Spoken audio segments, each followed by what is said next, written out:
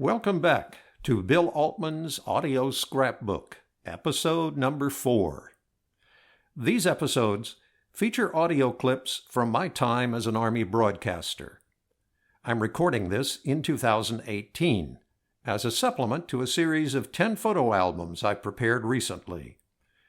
My Memories photo album number 3 covers 1965, the first of my 2 combat tours of duty in Vietnam. A number of movies have been made about the Vietnam War, but one in particular took a more lighthearted approach, featuring a young Air Force disc jockey on Armed Forces Radio. Aide Cronauer was portrayed by comedy genius and actor Robin Williams in the film Good Morning Vietnam. The movie was released in December 1987 and was one of the top-grossing movies of that year. I worked with both Aide and Ben Moses, who wrote the original film script, as a proposed TV series. Aide came to our Vietnam station in 1965, directly from an Air Force radio and TV station in Heraklion, Crete. Initially, he worked with our news department team, but later took over the morning DJ show, The Dawn Buster. He began his 6 a.m. program with a loud and long, "Good morning, Vietnam!" Aide was creative, thoughtful, and an excellent production engineer. I asked him to work with me on an idea I had for a Veterans Day program. He agreed. Together, we wrote, produced, and narrated a brief history of Veterans Day.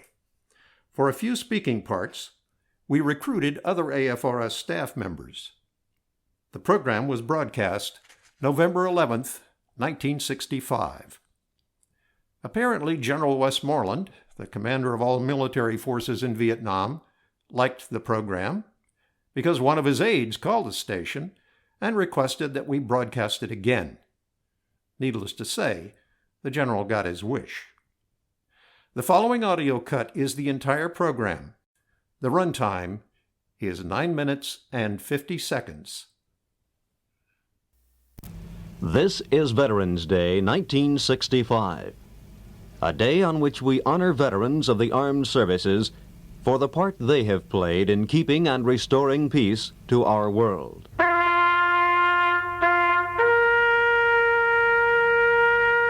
Take time to remember with us those men, living and dead, who answered the call of their nation. In 1954, President Dwight D. Eisenhower proclaimed Armistice Day should thereafter be known as Veterans Day, a day to honor the veterans of all wars.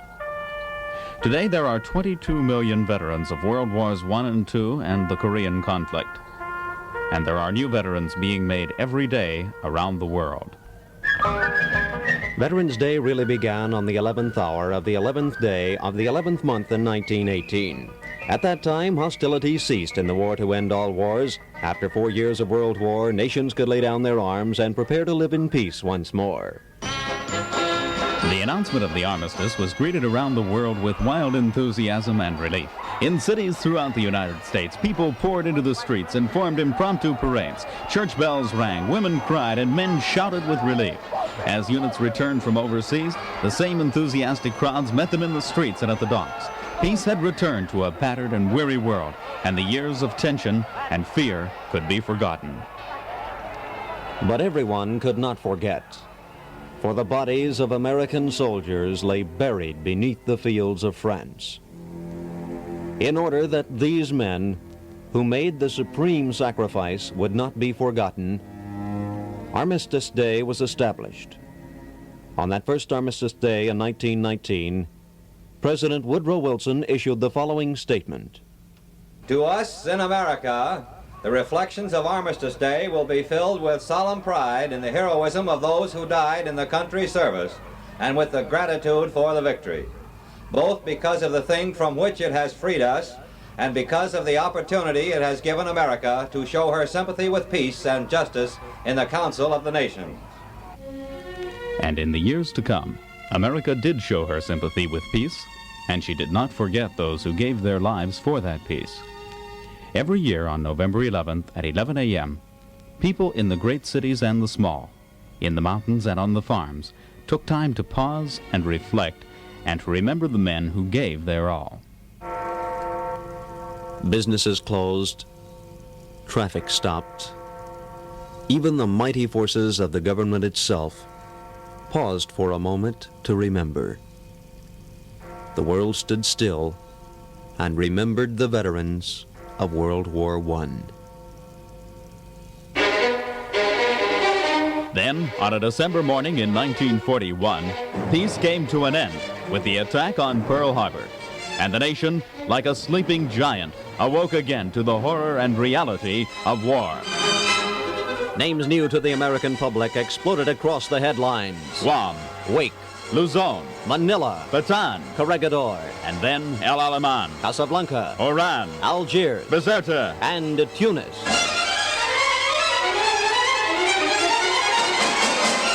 But the nation did not sit idly by and watch these world-shaking events.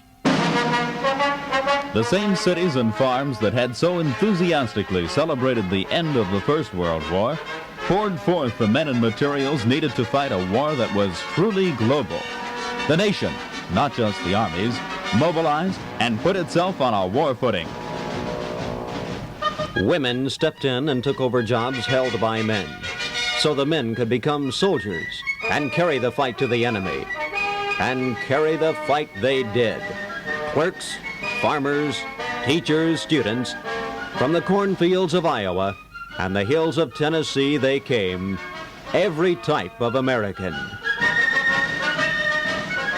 But they were all Americans fighting for a cause in which they believed, and fighting well, for the tide began to turn against those who had interrupted our dream of peace. In the Pacific, slowly but surely, the warlike push was stopped, and then turned slowly, painfully backwards. It was island to island, rock to rock, a kind of fighting at first unfamiliar to the American doughboy, but it became familiar, and the American soldier became an expert at it.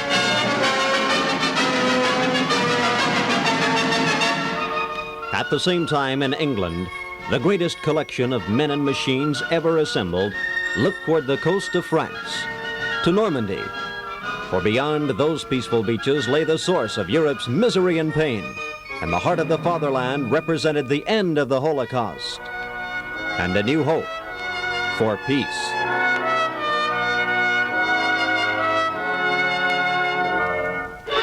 Then, on June 6th, 10 divisions of American, British, and Canadian fighting forces threw themselves against Fortress Europe.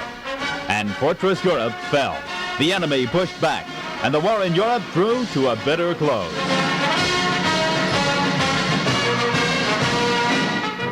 In the meantime, the slow fight in the Pacific had continued. By the time the war in Europe came to an end, American forces were invading the Ryukyus Islands, home soil of the enemy.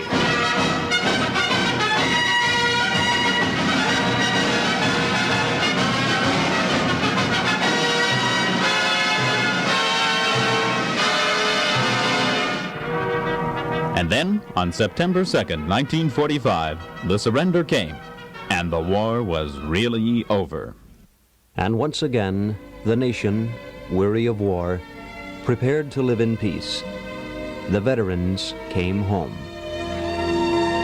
But all could not come home, for over 400,000 American fighting men lost their lives in defense of their country. By the time we recovered from the effects of World War II, armed forces of North Korea launched an offensive against the Republic of South Korea. And a new set of names spread across the headlines. Tucson, Incheon, Wonsan, Pyongyang, Chosin, Kimpo, Heartbreak Ridge, and Panmunjom. and this war ended with over 100,000 casualties. Once again, for America, a war had come to its end. But the peace that followed Korea was an uneasy peace. So uneasy, it became known as the Cold War. And we settled down and learned to live with crisis after crisis. The names of the news: Berlin, Cuba, Cyprus, the Congo, Formosa, Laos. and now freedom is on the line here in Vietnam. This is a new kind of war. A war without a definite front line. A war which places as much emphasis on civic action as it does on combat. This new kind of war depends on inter-service teamwork to the utmost. It requires the infantryman, the sailor, the marine, and the airman to contribute his very best effort. But no matter how complex a war may become, combat still boils down to one primary ingredient: the individual fighting man. It is he who must go in against an enemy and rout him out. He who must physically occupy the high ground. Working hand in hand with the various support elements, he is waging and winning this new kind of war. Today, as in the past, young Americans and old have answered the call of their nation and have come to the assistance of a valiant people in their struggle for not only their own freedom, but that of the entire world. These are the veterans of the future. So, on this Veterans Day, 1965, while we remember the courage and sacrifice of those who fought in the past conflicts, we also salute the veteran of tomorrow, today's American fighting man.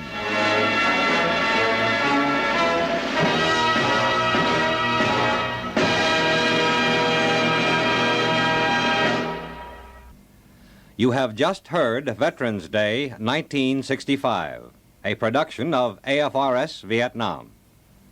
This program was written, produced, and narrated by Bill Altman, with technical supervision and narration by Abe Cronauer.